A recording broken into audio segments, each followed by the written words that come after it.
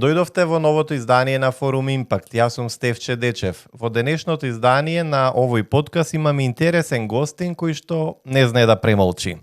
Го запознав можеби првенствено во медиумските води, потоа во невладиниот сектор и денеска би рекол дека е голем екоактивист, но и советник во општина Велес од Левица.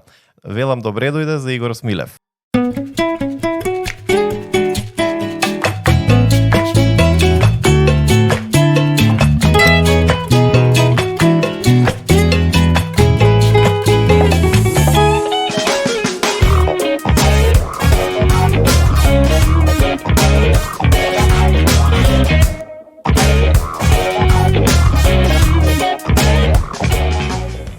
Добро ви најдов, благодарам на најавата и јас се потсетив за она што бе во изминатите децени, фала ти за тоа.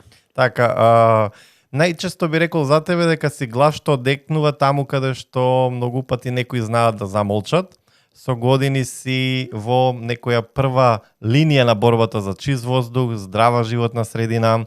Што мислиш, се чувствуваш ли повеќе ангажиран или со врзани раци кога си сега во политика, не само екоактивист?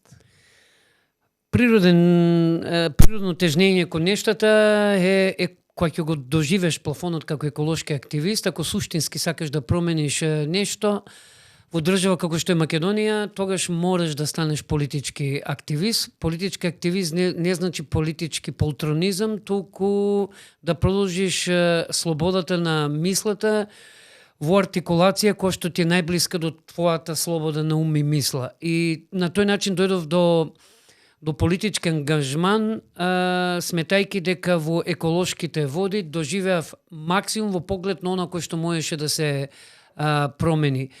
Не се промени во поглед на слободата манифестација на зборот и мислат и многу е тешко да бидеш слободен, многу е тешко да се избори за слободата, ама еднаш кога ќе се изборите за слобода, после тоа е многу тешко да бидеш роб.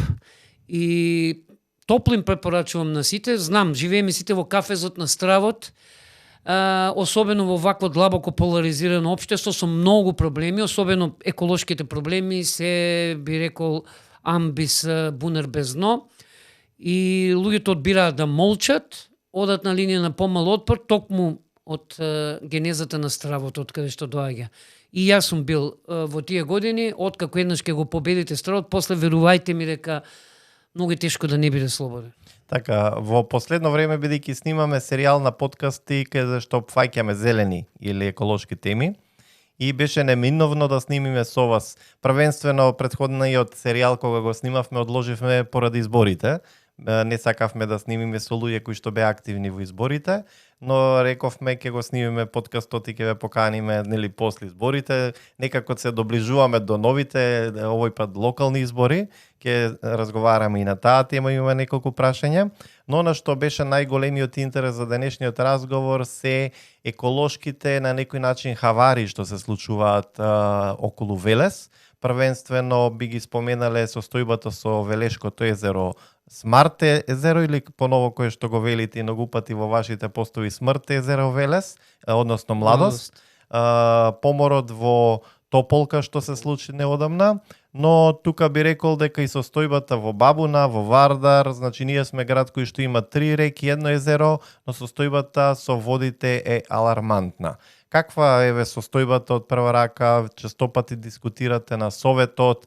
Остануваат ли глуви институциите или рамнодушни за она што се случува во поглед на загадувањето? И неминовно е прашањето, нели, ве 4-та година како сме како град без инспектор за животна средина. Вака, ќе почнем прво од една реченица која што ја оцртува нашата македонска велешка реалност, не се занимавам со политика. Гледа Стефче дека се е политика. Yes. Екологијата е политика. Незанимавањето со политика значи да не се занимава со екологија, да не се занимава со екологија значи да си индиферентен кон езерото Младост, кон Бабуна, кон реката Вардар и кон Тополка. Премногу е себично, тој начин и концепт на размислување. Јас одбрав да продолжам таму каде што заправ како еколошки активист И до толку стана алармантна ситуацијата со езерото Младост и Тополка, што дури ми доаѓа сега да земам оваа чаша и од реката Вардар да се напијам вода, заради тоа што реката Вардар моментално, колку да звучи неверојатно, таква каква што е од 4-та категорија загаденост, моментално е почиста и од Тополка и од езерото Младост. До толкаво еколошко дно дојдовме и доаѓаме до суштината. Дали се глуви институциите? Кога велиме молк на институциите. 30 години јас учев таа премиса, дел во литература, дел на телевизија, гледајќи ги молк на институциите, молк на институциите. Ова е молк на институциите. Класичен во неговата автентична изворна форма. И кога на градоначалникот во безбројните дебати еколошки, заради тоа што најмногу еколошки дебати јас се јавувам во Велешкиот совет, му велам на градоначалникот, отворете ја Евстахиевата туба. Отворете го едното и второто уво да проциркулира звукот низ двете уши. И најчесто звукот влегува од едното уво, се задржува тука без да излезе надвор низ второто и останува необработен. Такви се глуви институциите, а многу едноставно. Кога се вели треба да се има политичка волја, таа е таа политичка волја, тоа е одраз на карактерот на човекот, а не одраз на партијата која што застапувате. Ако имате карактерен човек, независно од која партија доаѓа, возлюбен во целта пред себе што има, еве нека биде еколошка, тогаш не би требало да има ниту партиски полубок олицетворен во лидер или шеф, ако неговата цел е јасна и чиста и ако сака да промени во делот во кој што е каден. За жал, ние одлучуваме да премолчуваме на најважните работи и болката моја, еве интимното чувство ќе ви го споделам, од целокупната ова траума еколошка која што се случува не е до езерото Младост. Еве јас сум подеднако виновен, како и градоначалникот овој, како и претходниот градоначалник. Еви, Стевче, веројатно и ти, проблемот што загрижува е молкот. Првиот татко одлучи да молчи, а единствена и најголема надлежност му е да го штити јавниот интерес. И тоа како градоначалник мора да го свати како суверена надлежност. Не пишува во деловникот ти си надлежен за ова. За јавното добро нема надлежност, нема напишана, таа се подразбира и таа треба да претикува. Тоа го бараме од овој и од претходните и од сите идни градоначалници, да го следат јавниот интерес и да информираат вистински јавноста кога е добро. Да, ами кога е лошо. Да информираат со ист интензитет како што е добро. Не бараме ништо повеќе. Еве, ќе го решаваме проблемот, заради тоа што е надвор од локалните рамки и да, глуви се институциите, тешко дека било какви капки за уши ќе го подобрат слухот, моментално ваков каков што е.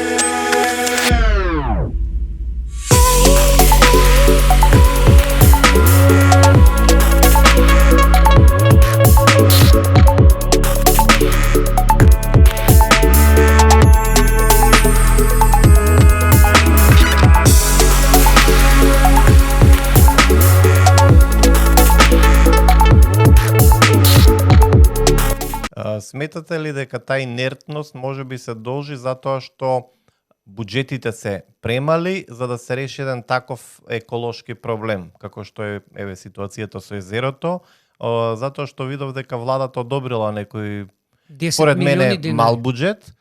мал буџет за да се реши еколошки геноцид на некој начин, екоцид со езерото што се случува, но од друга страна доволно да се започне со некои конкретни чекори. Зошто се одложува сето тоа? Затоа што езерото и минатата година, ние имаме и снимки, може ќе ги промовираме и во овој подкаст како дополнување.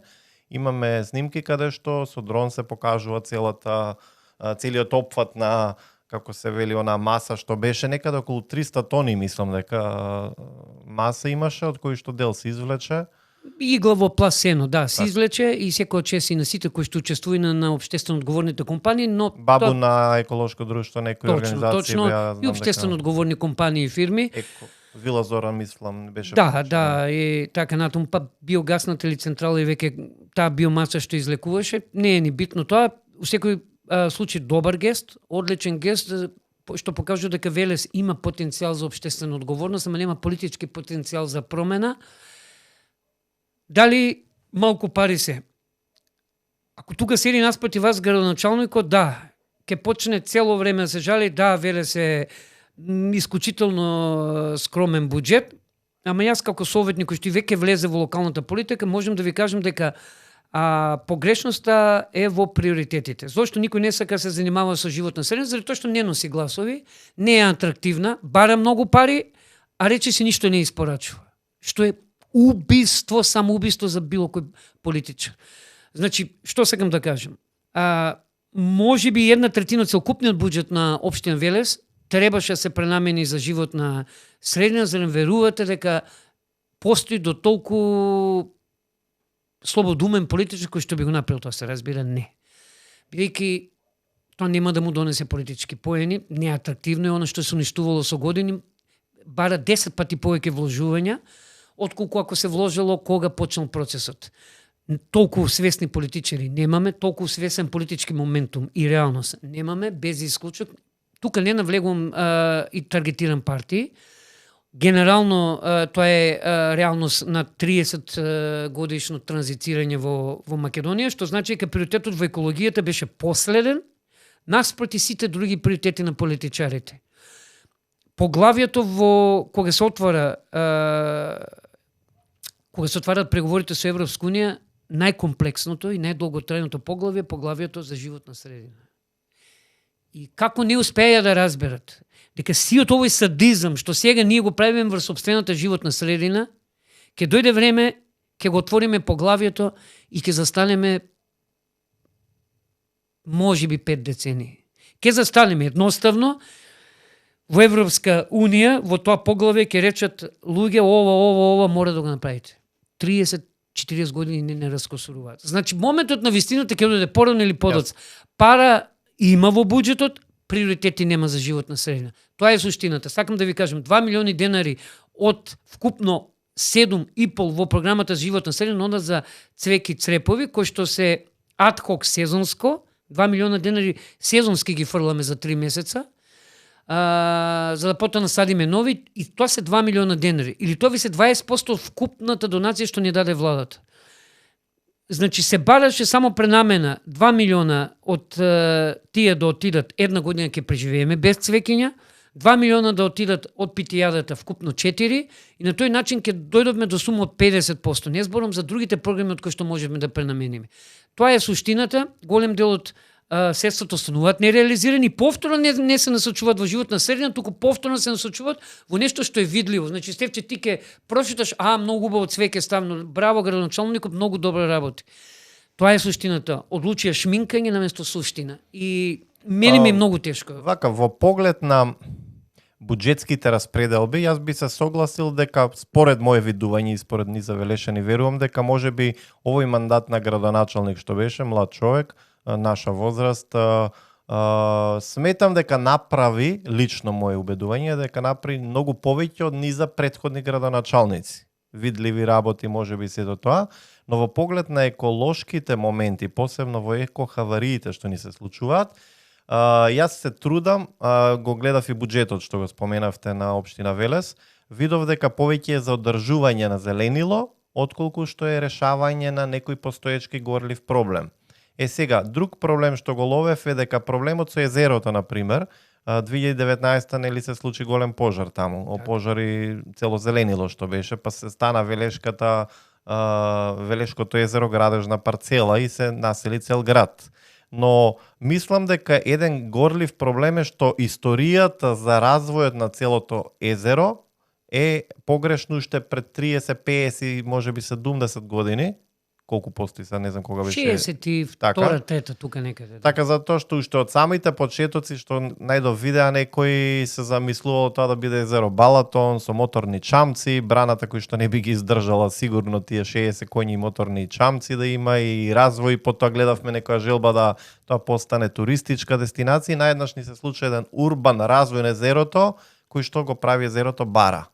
Сега, тој е проблемот, затоа споменав дали мислите дека се глуви институциите, не само градоначелник, затоа што тука имаме ние потреба Министерство за животна средина, нема никаква постапка. Ја не сум видел, не знам, мои видување дека немало конкретен став на Министерството или инспекции, за разлика од инспекторати што ги знам, кои што претходно за многу помали еколошки ситуации реагирали или биле на терен. Друг момент што го ловаме, што Министерството го стави под капа инспекторатот сега во склоп на Министерството, не е веќе некоја независна институција, но кај нас најгорлив проблем е ситуацијата на немање инспекторат. Зошто тоа се одложува? Дали Советот имаше во Велес некоја отворена дебата, зошто не се случува инспектор да име, затоа што веќе 4-та година? Ова е добро прашање и ова се решава политички. Како се решава политички? Ние се обидовме како советничка група во првите седници на Советот, кога се уште актуелниот естаблишмент и локална власт нема мнозинство, да ги оценуваме проектно. Ке ви го изгласаме председателот на Советот, тогаш е Зоран Љутков, за сметка на тоа. 6 точки, така. 5, мислам дека беа, од кои што најбитната беше регионалниот стационар за кучиња и локален еколошки инспектор.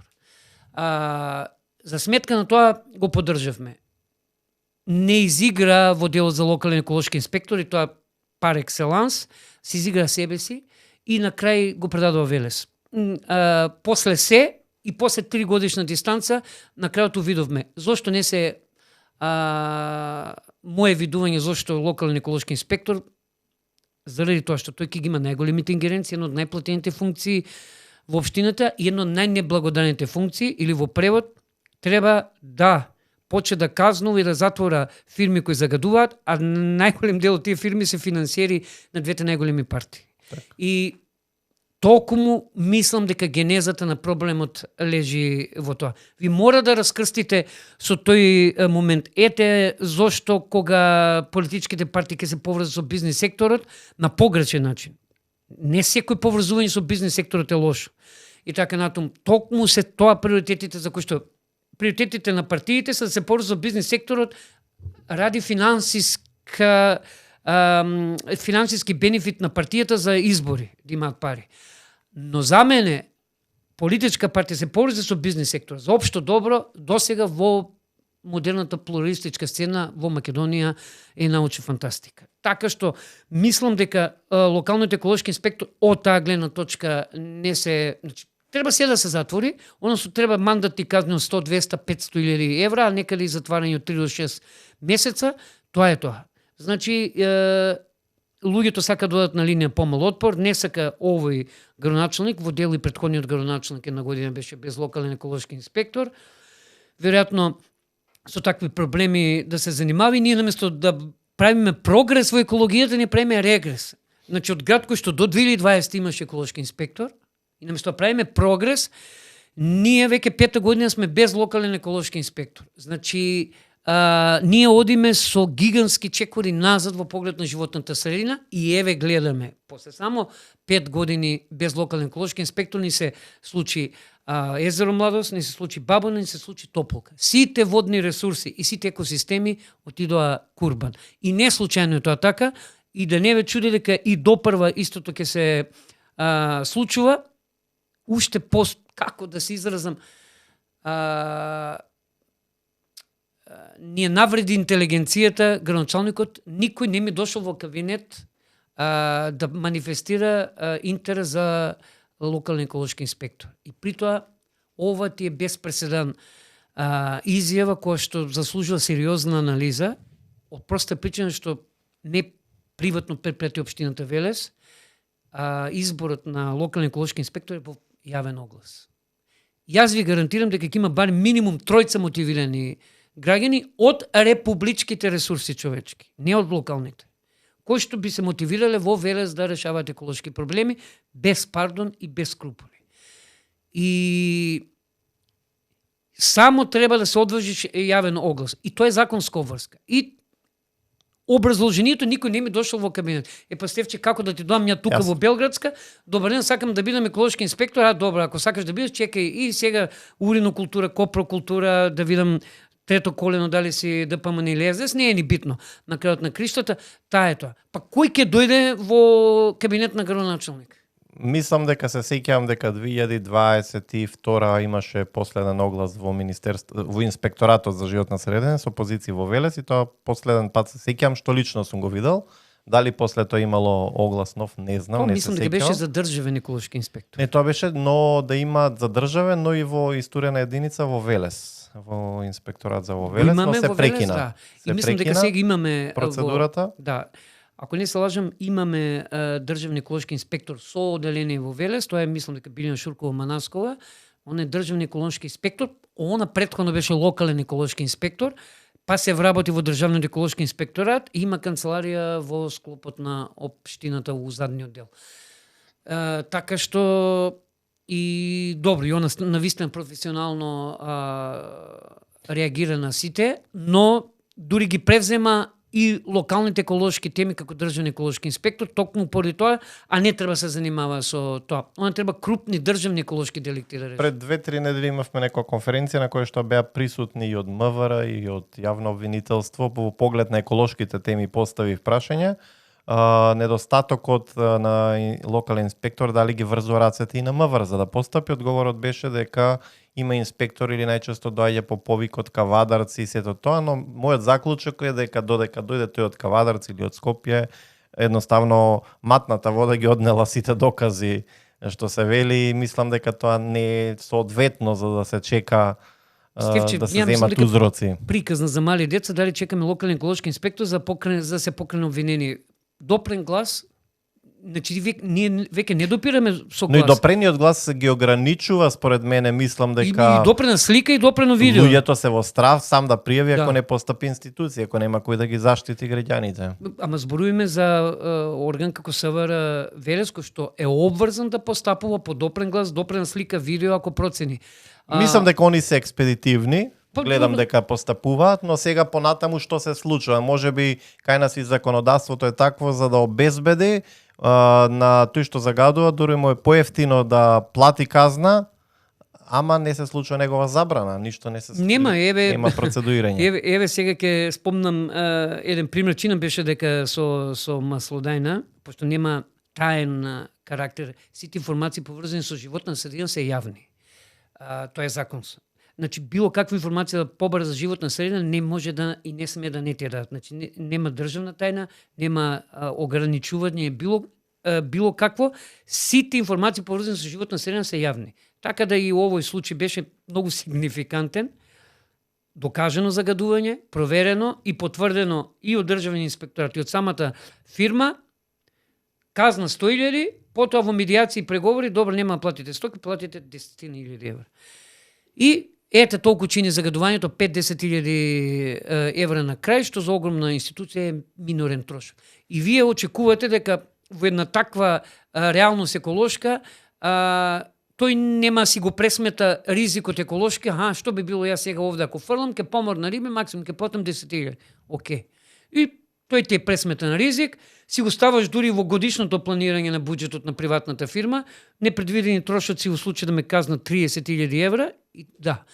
И видите, на тој начин се работи, задоволни државниот испрак, добре, не се замирив со фирмава, овие исто така презадоволни за нешто за кое што сега има и кривично дело екоцид, или еколошки геноцид, е кривично дело кој што се лежи во затвор 10 години, задоволни што ќе поминат само со 50.000 евра. Така завршуваат најголемите еколошки катастрофи и хавари во Велес во измина. За жал, Македонија е потписник на агендата за Западен Балкан, нели, која што е дел од Европскиот зелен договор, каде што нештата треба да се менуваат, да ги замениме и тие фосилни горива и обновливите извори на енергија и сите пропратни моменти за да постанат општините и државата зелена, но со сите случувања, јас посебно еве кога ќе видам и загадениот воздух, ајде, кај нас можеби на некој начин се отарасивме од топилницата, успеавме. Тука е оној момент што верувам дека Велес не прави како град на таа еколошка револуција, но сега како да ни се повторуваат некои помали од обем, можеби еко-хавари, не знам колку помали, но можеби не од обемот на топилницата, но сепак тогаш не обедини зелената револуција. Гледате колку е битен политичкиот, партискиот и граѓански консензус. Ете, со топилницата е многу јасно. Тука и граѓаните и партиите застана на една страна и успехот беше неминовен. На почетокот изостануваше и тогаш политичката поддршка. Ама упорноста на граѓаните? Но тогаш бевте, реално се сеќавам, бевте вие од Green Power, беа Вила Зора, Ненад Коцик, беа извидничките од Димитар Влахов, знам, волонтери имавме ние. За здраво поколение, така. Организацијата на жени, нека ми простат, сигурно ќе заборавам уште некој, Фокус ДРГЗП, Друштво на родители за грижа за здраво поколение, церебрална парализа, Сдруженијето и мислам дека тие бевме, да. Се сеќавам дека ние како детски парламент доделивме статуетка на сите вас што учествувавте, некоја благодарност во име на децата и младите, за тоа што се одбрани Велес, да не се случи да се рестартира топилницата. И не научивме лекцијата од минатото. Точно. Ето е моментот, сега не поминале многу години, тоа беше 2011 година, да. И сега гледаме дека од езеро кое што сакав да верувам дека ќе постане на вистина смарт со претходен проект, и беше прекрасна промоцијата што имавме за рампата пристапна за лица со попреченост во езерото, но мислам дека концептот отиде во друга насока на преголема урбанизација која што буквално го уби езерото и доколку не се пристапи многу сериозно, не знам дали овој совет и овој мандат што постои во локалната самоуправа има, но верувам дека локалните избори, сакам да верувам дека на престојните избори сите политички субјекти ќе понудите конкретни решенија. Колку мислите, еве сега, еве при крајот на уште колку имате, уште 2 месеца во Советот? 2 месеца мислам дека во октомври, крајот на октомври ќе бидат локалните избори, што значи имаме ние максимум уште 2 седмици, можеби 3. Јасно. Евентуално. Значи нема ништо конкретно Ништо. Да се преземе, верувам дека овој мандат. Кога изнесувате вакви стави, наоѓате ли поддршка од другите советници? Поларизираност голема има. Ние сме опозицијска партија, така беше сплетот на околности, како беше уценувањето со проекти, траеше до првите 3 седмици. Потоа си го зема они советникот од ДУИ, на тој начин дојде мнозинството и по природа нештата ние почнеме да функционираме опозицијски. СДС исто така и на национално и на локално ниво стана опозицијска партија и тука е таа поларизираност, дури нашите ставови, ние сме дури саламата во тостот. И така и седиме во салата на Советот. Ние сме буквално саламата во тостот. Секој сака да ја зграби, влажните соништа и на левите и на десните од наша страна, зборувам од наша перспектива, се да заграбат саламата. И у суштина ние имаме разногласи и со левите и со десните. Во суштина ново од опозицијски гледна точка сме многу јасно детерминирани, тоа значи критички осврт, тоа значи нудење на решенија, тој домен на конструктивност кој што упорно сакаат да го направат, а ние со нашите иницијативи, предлози и амандмани од сите советнички групи заедно 3 пати повеќе во изминатите 4 години и 95% од сите проекти од интерес на граѓаните апсолутно за сме ги гласале. Дури овие со унгарскиот кредит, на кој што сме категорично против, кој што животно не задолжуваат и како политичка партија сме категорично против, гласавме за, па како може човек да не гласа за асфалтирање на улица во град. Тука е тој момент што мислам дека општината понуди некои потребни проекти, што потребни, ама мислам дека ги испуштиме, ако веќе се задолжуваме, достоинствено и славно да се задолжиме, да не памтат генерации по нашето задолжување, немавме капитален. И повторно доаѓаме дека градоначалникот нема приоритети, он може би добро шминка, се согласам во дел од вас, нешто направил ово, она, тоа е тоа. Шминкање, козметика, убава фасадата ќе ја направиш на ликот, па ќе се загледаме во убавината на ликот, тоа трае до дека не тргнеме маската во интимните моменти пред спиење на самите со себе. Маските ќе го видиме нашиот грд лик дека ние не сме толку убави. Во суштината мислам дека и така функционира градоначалникот. Ние немаме капитални инвестиции. За жал со ови унгарски. Се асфалтирање на улици кои што мислам дека најголем дел од нив со стегнување на ременот и кесето буџетско може да поминат со буџетски општински пари. Одлучиме со унгарските пари да ги правиме наместо еве да речеме за обиколница на Велес со чашка. Еве да речеме градинка, пензионерски дом. Тоа се капитални објекти по кои што ќе те памтат и генерациите. Улицата е неопходно потребна. Да, гласавме да нема дума, арно, ма тоа можеш и со општински пари. Тие се тие приоритети за кои што ние постојано говориме, особено јас во делот на животната средна градоначалниче, можеби најдобриот сте. Еве ќе победите у прв круг. И ќе пукате и ќе славите во центарот на Велес. Немате приоритети. И немате нешто кое што ќе ви остави трага. И тоа е начинот на комуникација и пак доаѓаме до тоа дека карактерот на човекот и политичката волја е пресудна за тектонски промени, а за мене тектонски промени се вложувања масовни инвестициски во екологијата. Например, Велес е град кој што сега никогаш повеќе немал луѓе од Велес кои што се присутни во извршната власт или во парламентот. Мислам дека овој состав сега што е општо земено и од позиција и опозиција, има најброен состав. И никош полош. Но јас не наоѓам конкретно без разлика од која партија се луѓето, ги има и од позиција и од позиција.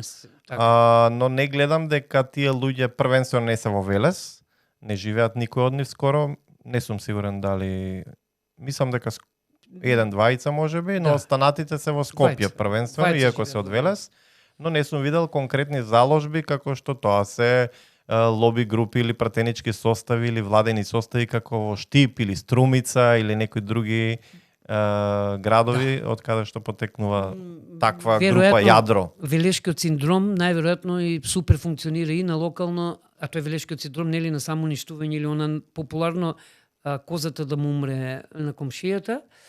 Сега да не одам по-брутално комшијата да умре, нели како што се промени, чувај Боже, ама веројатно тој синдром не прати на парламентарно. Јас не сакам да верувам дека како експресен воз покрај бетонски столбови велешките пратеници без оглед од која партија идат, без да имаат најмал заеднички содржател луѓе, дај бе за Велес, еве дај за езерото, изгласете 10 милиони евра како што бара комисијата, а они даваат 10 милиони денари. Значи дури за ваков реален проблем, кој што е проблем не СДС и на ДПМН и на сите, значи не е проблем само на овој градоначалник тоа. И никој не го обвинува дека тој го негов мандат се случило тоа. Се случило, ама не ја информирало. Јавноста сакаше да сокрие, да излаже, што уште потрагично.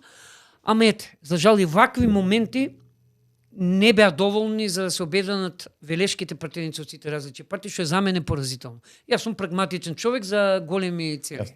Јас извинувам, веднаш ми текна сега и минјата, затоа што двајца ги познаваме лично, ни беа и на некои активности наши, Игор и Александар. Да. Ја лично знам дека веќе им пишав порака, но заборив дека нели дека се во Велес со живење, така да верувам дека во следна прилика ќе ги имаме и нив гости. Сакаме да слушнеме различни ставови, различни размислувања. Верувам дека има потенцијал кај нив, соработка, конструктивност. Вие, ако не се чинаме, имавте една заедничка слика, која што беше почеток и на еколошката револуција. Вие со пратеникот сега што е Игор Здравковски, така е.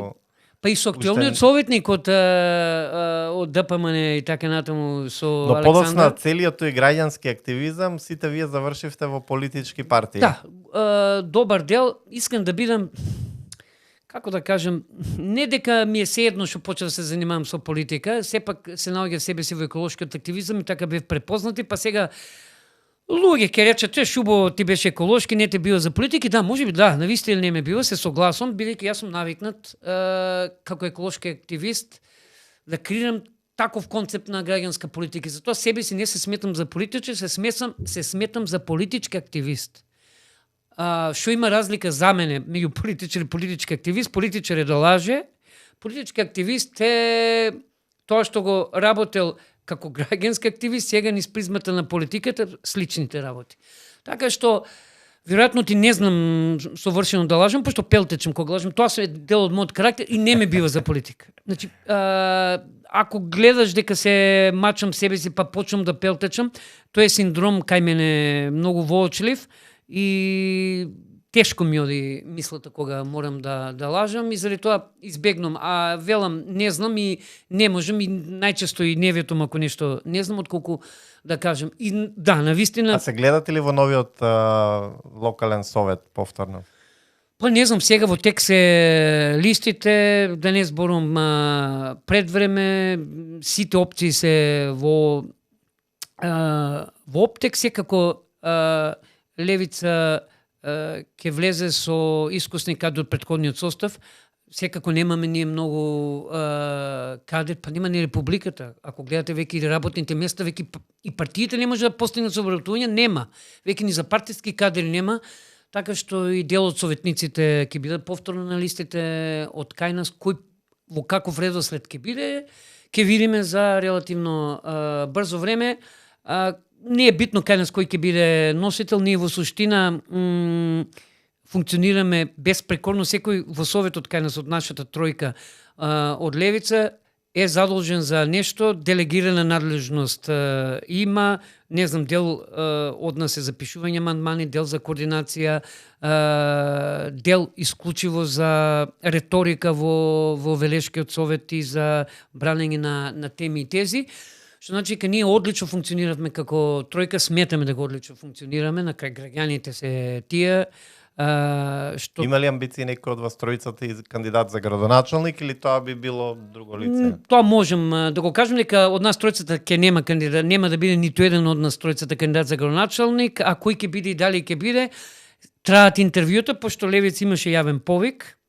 Некој со подсмев гледаше, напротив. Ја со гордост кажувам дека кога веќе и најголемите партии не може да си ги пополнат местата со партиски кадри, пошто луѓе се иселија и веќе Македонија е со 1,5 милиони 400,000 жители, ние побаравме се што е најдобро од републиката да го вклучиме, барем ние кои што се мотивирани малку да променат во кандидатурите за градоначалници. Сега се прибираат, во тек се интервјуата со президимот на партијата, ќе видиме што и како е, не брзаме, па дури и не го сваќаме трагично и дали ќе имаме кандидат за градоначалник, заради тоа што борбата ќе ни биде да бидеме квака за мнозинството во Советот и тогаш секој градоначалник ќе биде наш градоначалник. Им порачуваме на двете големи партии. Ќе оценуваме не со работни места, не со пари, со проекти за да велес, односно за да проектите на големите поминат, ќе мора да поминат 3-4 проекти од јавен интерес за граѓаните и на тој начин ќе биде функционирањето на Левица и на локално ниво, тој е концептот кој што го заговараме и за републичко ниво, така што ќе таргетираме битни работи, кои што се рак рана, направете го тоа, ќе добиете поддршка за ова. Многу едноставно. Политиката е моќна умешност, ама не да се продадеш за пари за работни места, како што се научија големите партии, па изворот на нивната фрустрација сега оти не купија, и тој неподмитлив дух на локално ниво е апсолутно извор на фрустрација на голем дел од нив, заради тоа што не станавме саламата тостот во нивната уста. Па да не иджвакат и да не исплукат во прва прилика. Вака достоинствени ќе побараме од граѓаните на Велес уште поширок мандат, за да бидеме у буквална смисла јазичето кое што ќе го носи мнозинството и кое што исклучиво ќе се бори за проектите од јавен интерес, а докажавме во претходните 4 години кои ќе бидат проекти од јавен интерес. Видов дека имате, ако не се грешам во бројките, некаде околу 44 советници активни сега од Левица. 49 вкупно. Но 5 ли се исклучени и еден е суспендиран, мислам. Суспендиран, да, имавме. Што се случи за да бидат суспендирани или исклучени? Па како и во секоја партија, како и во секое семејство и кај нас се случуваат турбуленции, нормално е тоа, имаше многу инфилтрирани, имаше многу незадоволни. Во суштина нашите основни фундаменти се антимилитаризмот, значи анти-НАТО, у суштина работничката и социјалната политика и концептот на алтернатива. Значи ЕУ окей, ама не по секоја цена и ние сме проалтернативна партија во тој поглед дека мораш да имаш декултиран поглед, мораш да имаш ночери со различна диоптрија, за да гледаш во политиката. Имавте розови на една седница. Да, тоа беше розови, па тој концепт потоа го копира на парламентарно ниво некој пратеник од СДС и така натаму, добрите практики се копираат. И ние така правиме, добри практики од европските земји ги Тоа се кога обидува. читате извешти изгледа ги стават. Читам и кажем, да, точно кога читам извешти, дека се е најдобар, браво градоначалник, волку добар градоначалник сме немале, ваква реализација на буџет се немало, значи тоа е пародија во кој што како советник јасно е дека и на тој начин им го одземаш аргументите на власта, зашто ќе се јави кога ги фалиш. А од друга страна, ти таа иронија, тој сарказам. Постои ли се уште таа војна вербална помеѓу вас и градоначалникот или постои желба за конструктивен диалог? Знаете ли да седнете на кафе, не знам, после седница или... Очите си ги извадивме последната седница, уште го немам објавено тоа видео, ама буквална смисла на зборот. Но некако не води тоа кон резултат, мислам дека. После се убаво кажа, еве ќе опознам председателот на советот, Даниел Јаневски, убаво кажа нашата комуникација помеѓу мене и градоначалникот или јас како што го велам началникот Колев. После се вие длабоко се почитувате меѓу себе, тоа е така. И пак ќе кажем 95% од битните работи ние сме ги гласали. За разлика од сите иницијативи, сите амандмани, ниту еден не помина и то тесно гради. Оти доаѓало левица. Еве имавме видео надзор. Пример, еве еден пример, сега ми текнува. Првата седница на советот, точно ние влеговме 21-ва. Од советници веднаш моравме да носиме буџет. Неискусни сите, од сите партии зборувам, и само ние бевме едни од ретките кои што отидовме со амандмани, меѓу кои беше видео надзор на јавните порши. Не ни го прифатија, ама ја многу сум среќен и браво градоначалник и браво мнозинство што сватија по 3 години дека е нужност. И еве сега го... Тоа нели се случи сега, мислам дека имаше. Да, се случи. Видиш, тоа е добро. Еве јас го поддржувам. Не е битно дошло од нас од било какви причини, еве не им се допаѓало што од левица, окей. Ама добро е, како што ние, се што е добро од нас сме го гласали. Дека мора да се контекст, реализира. јас и градоначалникот се значи во битните работи, да. Ама ние гледаме у различни правци. Затоа ги ставив розовите очила. Градоначалниците, значи извадете ги.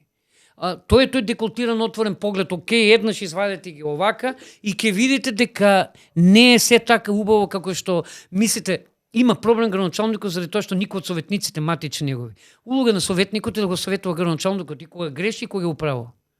Еве јас молам за Бога да имаме наш градоначалник. Зборам наш од Левица, тој ќе биде градоначалник на Велес, меѓутоа од политичката партија Левица, ја ќе бидам 10 пати поекспресивен и во вербалниот израз во критиката и во критиката кон градоначалникот од Левица ако греши, колку што сум сега јас кон Колев. И сега ме прашувате дали го почитам нормално. Тој неговиот легитимитет извира од гласовите на мнозинството на граѓани, апсолутно. Непочитувањето кон него, непочитување кон граѓаните, ама и обратно. Викањето на градоначалникот кон советникот Смилев, неартикулирано е викање кон сите граѓани, чии што права и обврски ги застапуваме ние како советници. И затоа треба и многу да се внимава, кога јас поставувам прашање со подсмев, се гледа, притоа не знаат луѓето од кога е поставено тоа прашање. И си имаше случајно, како советник, од сите партии мене ми поставуваат прашање, јас немам автентично прашање во рубриката советнички прашања, од мене лично. Сите прашања се од граѓани. Тие граѓани ја следат седницата совета, потоа и одложно во видео материјал што го објавуваме, си ги следат. Одговорите кои што ги дава градоначалникот со подсмев, дека харикирам, советниче 4 години не научивте ова, не знам, не научивте ова, нели таа флоскула на напаѓање кога немаш аргументи, е всушност напад кон граѓаниот кој што слуша и викањето кон мене и викањето кон него. И затоа демократијата е многу комплексна работа, не е така плитка, и кога се има комуникација мора да се држи. Има едно златно правило: кога си од опозиција нема глупаво прашање. Туку има несоодветен одговор на најглупавото прашање. Морам да ве прашам, бидејќи отворивме еколошки теми, но и политички. Сметате ли дека левичарската визија можеше да добие друг формат наместо основа комунистички манифест? Како што е основата на левица сега, комунистички манифест.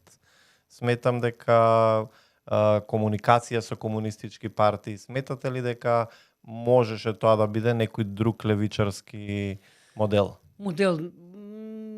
Веројатно да, алудирате нашата комуникација, да речеме, со комунистичката партија на Кина, ајде да кажем. Види, комунистичката партија на Кина, Стефче, е партија која што абсорбира партија во свет со најголем број на членови приврзаници, поголем од целата територија на Југославија и колку пола Европа. Зборам за членството комунистичката партија на Кина. Кина е веќе водечка економија, го заговара тој концепт кој што ние го напуштивме, мислејќи дека ќе дојдеме во подобар и поправеден свет. И видовме дека подобар и поправеден свет нема, има неолиберален, ужасен свет во кој што единствена вредност и оскол колку што се вртиме се парите, бизнисот и профитот, врз основа на кој што се газат човечки лешеви и се уништуваат цели екосистеми. Профитот, парите ги уништија и хавариите за еколошките за кои што разговаравме, и човечкиот дух, достоинство и морален интегритет на овој кроток и питом народ кој што и тоа како имаше морал и етика во себе. И тоа се купи и се расипа со парите. Комунистичкиот момент нуди индустријски развој првенствено гледано. Нуди етатизам, значи поголема функција на државата. Еколошки концепт. Неолибералната политика беше погубна за државата. Значи, ние нудиме етатизам. Поголема функција на државата е дека државата, ако добро се вложува во ниво ресурсите, може да биде многу добар домакин на добрата, но со кој што располага, отколку приватниот сектор за кој што сега владее некое општо мислење дека е многу подобар од јавниот и државниот сектор. Не. Ние го урнисавме, како можеш исто тој јавен државен сектор 40 години да продуцира квалитет, да продуцира патишта, да продуцира брани во еден така наречен ригиден систем како што сега се обидуваат да го сватат, па на крај дури во таа федерација на националниот идентитет се изгради до совршена форма, за разлика од сега кој што главна тема е се уште ние по 30 години не е влез во Европска унија, туку потврди националниот идентитет. Да, но например, тој систем според моје гледиште се што се создало тоа братство, единство, јас многу пати велам, завршило со крв во коленици на крај, и целата таа транзиција што се случила и инфлација, може би едно од најголемите во светот, може би немањето на пазарната економија довела до целосно колабирање на системот. Одлична прилика 30 години да споредиме. 30 години сме во некој неолиберален феудализам, не знам како да го наречем, значи најбруталната форма на капитализм. Пазете, и Шведска е капиталистичка земја, Германија. Но социјалната политика е многу различна. Шведска е мек социјализам. Тоа е социјализмот, значи кој што ние го заговараме. Не го заговараме комунизмот, а го заговараме оној мек социјализам, кој што во Кина фантастично функционира. Ние не зборам во поглед на проектите на Кина, туку во начинот на функционирање на истиот. И тоа е тој... Но таму смели да се биде нешто поразлично од комунистички мека метаморфоза на припадник. На оној социјализмот југословенски. Значи, метаморфоза мека на југословенскиот социјализам. Тоа е оној концепт кој што Кина ја изгради за прва економија на светот. Инаку, сето тоа што беше со крв излезен од претходниот систем, ние тогаш крваревме од физичките рани, сега плукаме крв од внатрешните рани. И у суштина подлабоко ни се всади овој неправеден неолиберален систем, така што како беше? кога да те пат по бубрезите, почнеш да плукаш крв, што е многу различно физичката болка за кој што си се изборил. И одлична е овој муве што го правиме. Знам дека народот се уште го нема соджвакано ова антинато риториката. Па кога последен пат сте слушнали? Ние цело време мантравме, се храневме со истата заблуда. Еби до ден денеска. Сметате ли дека ако не бевме членка на НАТО, може би ќе ни се случеше сценаријето на Украина? Сценаријото на Украина... Ако немавме заштита некоја воена. Сценаријото на Украина е всушност експанзионизмот на НАТО. НАТО дојде до границите на една реално суверена и огромна територија држава како што е Русија. Русија, за разлика од нас, има своји национални црвени линии и не сака тука во дворот да се шета овој воен блок експанзионистички и колонијален. Да, но тоа се случило и претходно, ни латвичките држави ги имаме. Види, порано живеевме во биполарен свет на Варшавски НАТО пакт. И имаше каков таков баланс, па ќе одбереш Варшавски или НАТО. Моментот кога станавме еднополарен, нас ни се одзема можноста да си го најдеме местото сите кои што различно мислиме во една друга алтернатива. Во една таква констелација на кревка безбедност и економија, веројатно најдобриот концепт ќе беше оној што го заговаравме ние, да бидеме неутрални, некои тоа го велат неврзани, ајде, поубав термин да најдеме, неутрални, воено неутрални, политичко неутрални, и така на тоа што беше и Југославија. Играш одлично со Западот, играш одлично со Истокот, кога се конфронтираше со Истокот, се конфронтираше со Западот и така балансираш. Таа е политиката која што Македонија веројатно како територија од 25.000 метри квадратни, веројатно ќе беше најсовршениот концепт. Ние го одбравме концептот на НАТО, кој што и таа мантра и се храневме со таа заблуда од моментот кога јас станав полнолетен па до ден денеска. И сега што се случува? Еве цената за испораката. 5% од целокупниот буџет на секоја држава ќе оди за НАТО. Убивство. И ние за екологија ќе правиме му. Тие што немаа визионер, оно што, како ја ги велам вазали поданици, слепо и заслепувачки влегува без да анализираат. Токму се смени приоритетите од немањето на визијата. И дополнително ќе се менуваат приоритетите. Сега е многу тешко. Тешко за ова и за било која друга власт, која што нема јасно идеолошко пределба. Јас, например, како гледам на тој момент, гледам дека недостасуваат мировните движења, мировните преговори. Па НАТО поклопи се, да. Не само НАТО, од друга страна гледам па некој мирот не може да се одржува наивно. Од друга страна гледам дека имаме огромен агресор кој што го прекршил сето она што било градено во меѓународното право, да речам, последните 80 години, го прекршил и суверенитетот, независноста на некоја држава. Истото и со Израел и Газа. Ни се случи најголемата драма во историјата на човековото постоење. Дури јас мислам дека оно што се случило овие една недела, две, кога тоа се фрапантни бројки, деца умреле од глад за 24 часа над 100. Таму е веќе друг проблем, затоа што таму се потврдува дека не смее да се преговара со терористи и дека народот не смее во ниеден облик да ги поддржува терористи. Ако веќе зборуваме ја допред ми таа меѓународна политика, кој што има многу јасен став за НАТО, многу јасен став за Европска унија, многу јасен став за Палестина и Газа. Зошто народот тоа не може да го свари? Заради тоа што 30 години живеевме во мантра каде што само НАТО е полубог и не постои ништо друго освен НАТО. Па одеднаш луѓето пред 2 години прв пат слушнаа за не знам, за БРИКС, па за оној појас и пат и така натаму, дека има и многу добри алтернативи кои што на Македонија во сегашната политичка констелација многу повеќе би одговарале. И така натаму, ама на тоа на луѓето не им го сервираа како податок, како што за езерото не беше сервиран податокот. Па ние, Стефче, знаеш што ќе се случиш ако не го актуализиравме со езерото? Ќе си пиевме вода од езерото, ќе не убедува, ќе се бањавме, да, ќе се бањавме, како болест, ќе дојдеш и ќе ти рече од сезонски вирус, истото. Ќе не убедува дека како во Дојран да одите меѓу алгите, меѓу тој момент е корисно да се плива.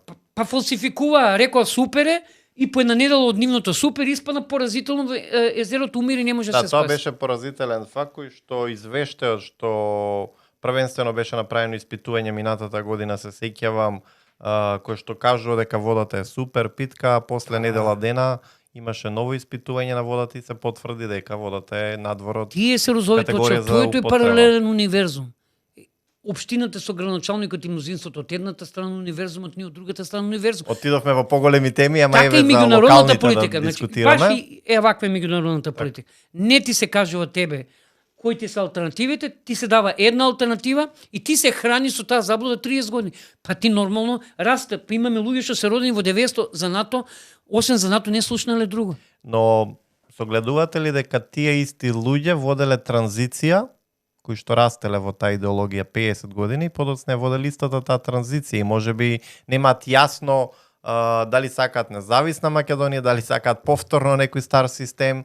Јас тука ловам некој момент на проблематика, затоа што ние не сме убедени што точно сакаме, или многу луѓе не се убедени што точно сакаат и како сакаат да изгледа концептот на независна држава, каде сакаме да одиме, и многу пати во кратки временски периоди одиме од концепт во концепт. Стефче, независно од држава да си признаеме, остана барем кај мене мислата независна, друго се е зависно. Македонија одамна не е независна држава, зависни сме од профит, од корупција, од бандитизам, од од непотизам. Веле се главен град на непотизмот на Македонија, ето во нешто сме главен град, Скопје е главен град, метропола на Македонија, веле се главен град на непотизмот, така што сето тоа, најголемите општествени зла, се е дел од нашиот систем. И ти со такви зла во Македонија не можеш да бидеш независен. И на крајот зависни сме од парите на мокниците. Како гледате идеална политичка состојба доколку некој ден левица би дошла да има власта? Нема идеална политичка состојба, има поправедна состојба од ова која што е сега. Кога последен пат некој зборувал за работникот? Кога последен пат некој истерал социјална правда? Значи, ние, Македонија е символ на неправдата.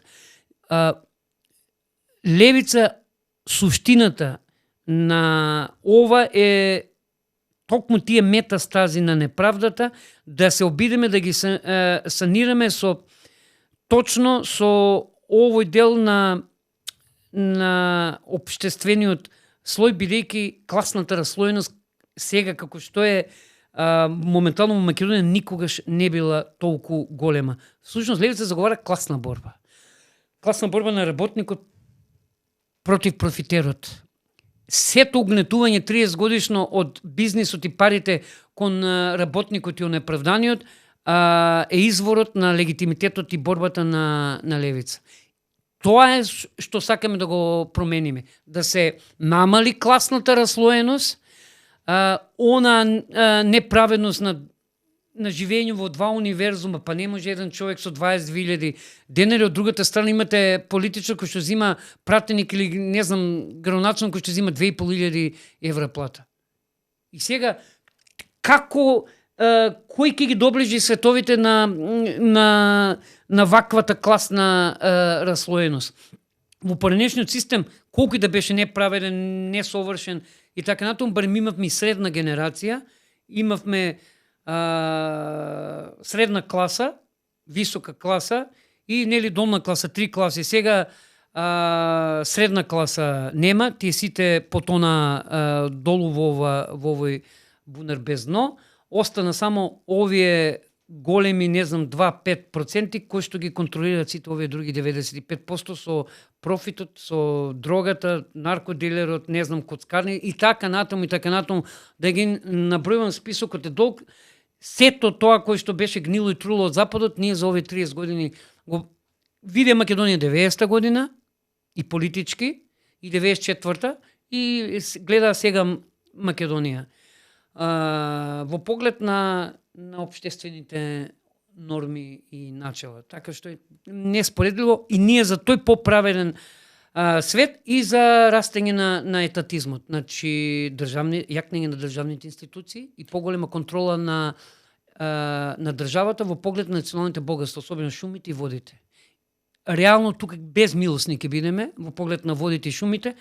Директно, ако треба и со камшик, државна рака ќе се стави на водата, ќе се забрани било каква продажба на водно богатство во Македонија на тајкони, и тоа е одма почеток. Ако луѓето не се подготви на радикални промени, супер, нека се гласа за досегашните. Мислам дека треба да стане уставна категорија. И меѓу другото. Значи, тука ќе бидеме безмилосни во поглед на јакнење на државата, на националните богатства, шумите и водите, и тука да нема дилема.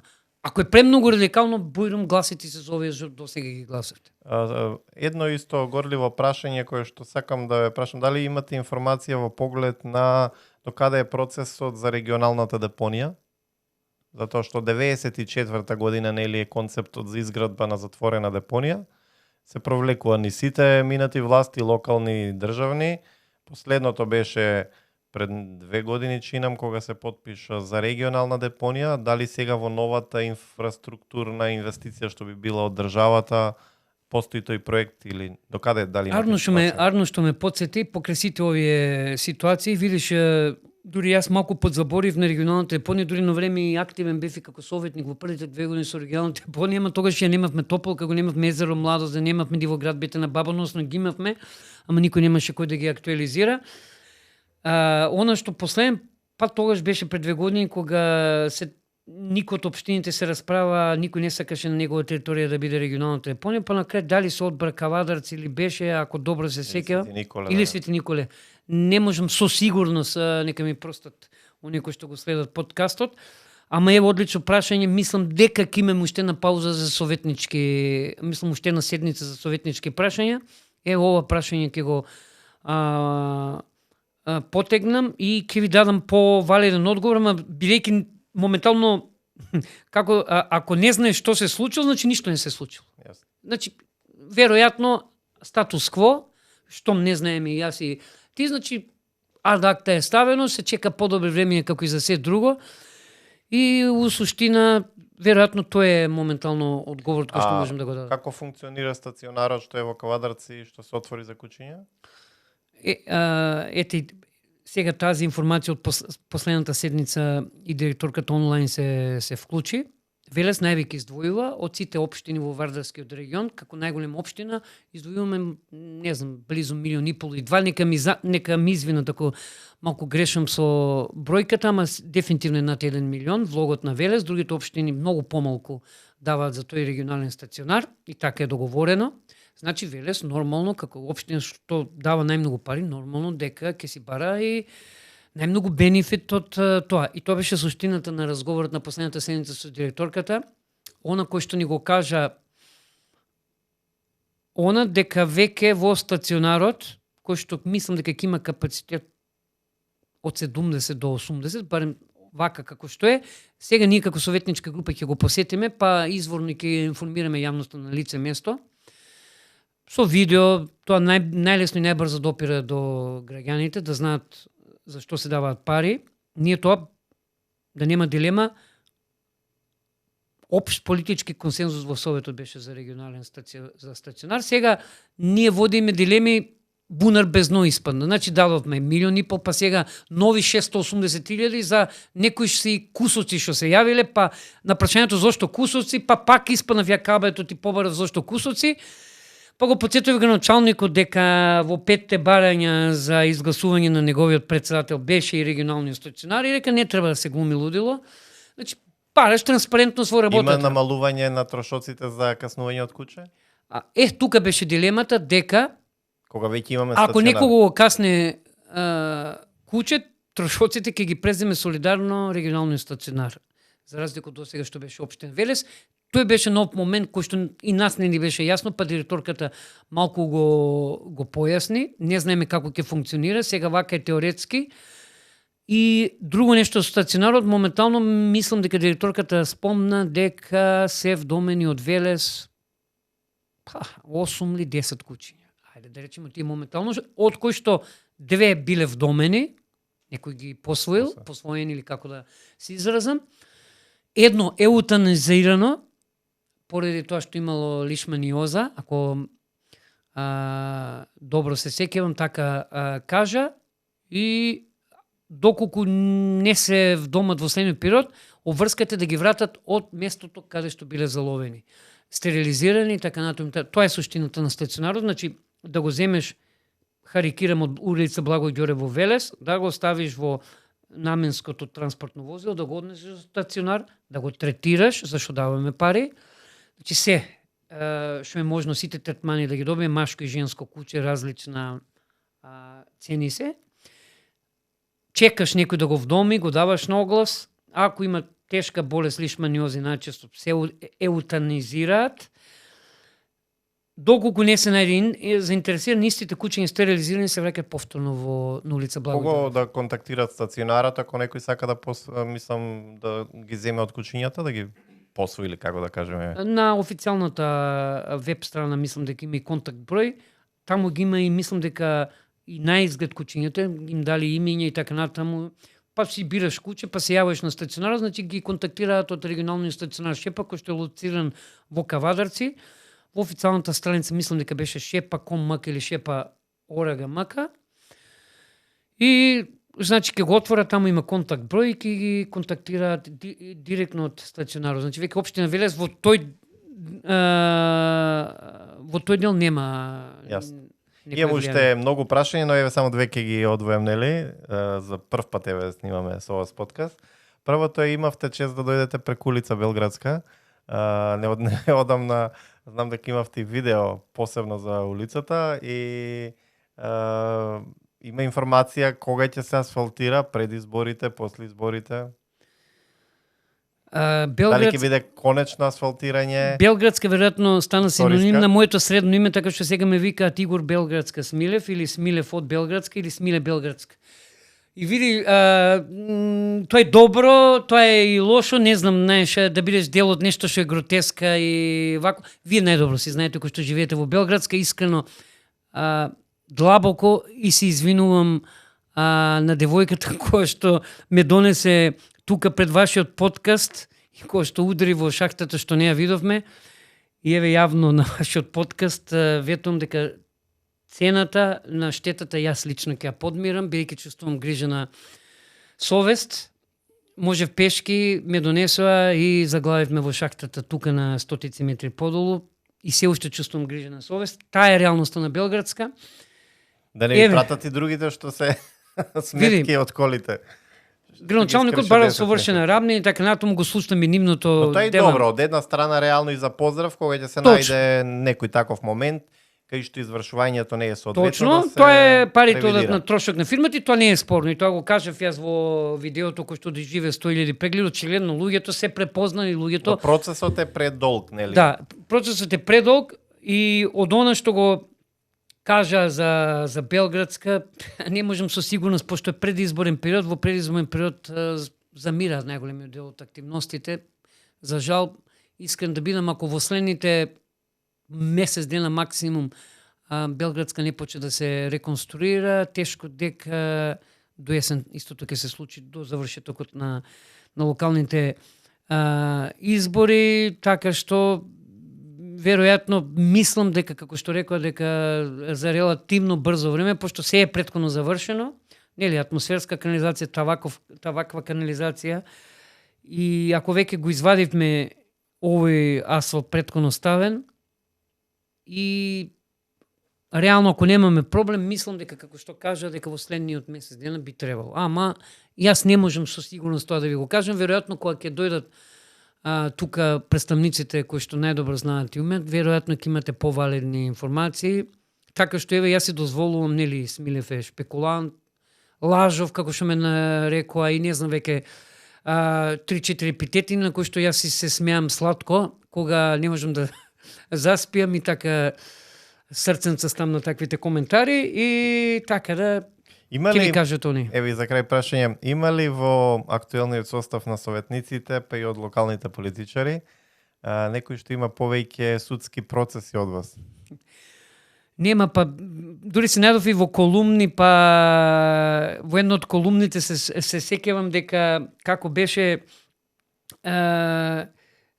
советникот Смилев, нели, тоа беше кажен на шеговит начин, неинтересен начин беше, не остана човек што него тужеше Смилев, почувајќи од пратеникот од СДС, па заканата за тужба од претходниот председател на Советот Љутков, па од газдата на топилницата, па од пратеникот Јамалов за јавна објава на непотизам, па не знам, па најава од градоначалникот Колев, па најава од советниците од ДПМН да се извинам, не знам и ја за шо, па ако не сум се извинил ќе трпам реперкусии. Видете, во едно вакво неправедно општество, тоа е импозантно сиви. Ти да напишеш дека 4, 5, 6 пати сум тужен и суден, и тоа е стварно за импозантност во сивито. И ти треба да имаш приоритет при вработување од државни институција, ако си повеќе од 3-4 пати тужен од власта или од било кој друг, и тоа треба ти биде приоритет при вработување. Така што јас со како беше со огромна воскит ми е ставено и тој дел во сивито и ќе се аплицирам за работа од државна институција со посебен акцент на тужбите. Очекувам навистина да имам приоритет при вработување. Мислам, колку да звучам саркастично. Правната служба во Левица сигурно е зафатена. Тоа значи добро, да, правната служба дури едно време однемавме адвокати за да ги покријат сите трошоци, бидејќи не бев само и јас, и Јабрашев беше од Левица, тука во Велес предмет на тужба, и таа е реалноста. Значи веројатно добро се работиме работата, бидејќи многу јасна пораката кога власт тужи опозиција, навистина е многу јасна пораката. А друго е кога од позиција на опозиција тужите власт за неправда, но сосема е различно кога од власта. Тоа е јасна порака дека не истомислениците, без оглед на епилогот. Сите видовме дека со 1% судство судскиот епилог не значи дека ти си крив ако си изгубил. Знаеме судството, долгите раце на СДС и ДПМН и така натоми на профитот и парите како функционираат.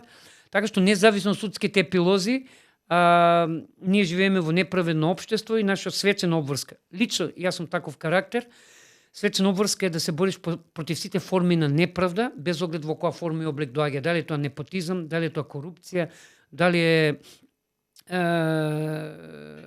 тоа, не знам, еколошки хавари, и толку се широки зоните на неправда, што реално можеш да се фокусираш во една до две точки, инаку ќе се изгубиш во просторот и времето. Така.